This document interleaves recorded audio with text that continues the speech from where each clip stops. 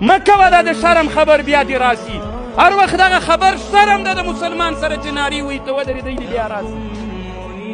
خو موږ وطن آزاد کړی نه د خپل اسلامي وطن مو مازې مو شړلي دي. دا خو فتح دې ته نه وایي که نه، دا خو چې د کفر وطن وي. موږ امریکا مو فتح کړی وی، خوند به یې کړی وو، دا فتح ده. ته ودرېږه بیا خو به راځي که نه. ولې دغه فکر مسلمانان نه کوي چې ودرېدا ورېدا درسم زه به تا سره ګورم. هر وارې به تا ته دښمن راځي، ټول عمر به مو په دې تېرېږي چې ته ودرېږه دا وارې راسي. ولې په دغه موږ فکر نه کوو چې ته ودرېږه 5 کاله بعد زه بیا درځم که نه زه بیا تا سره ګورم. نو خو زه به پوه سم چې والا لکه څه اراده دې کړې.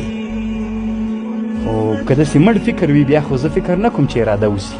هر وخت به موږ نارې وهو چې راځه دا وارې چې راغلل، هر وارې چې راتلل چې به موږ تر لغتو لاندې کېږو. راځئ چې د دوی اولادونه بچي ښځې وچغو، وی زړو، وی دردو لکه مو چې نن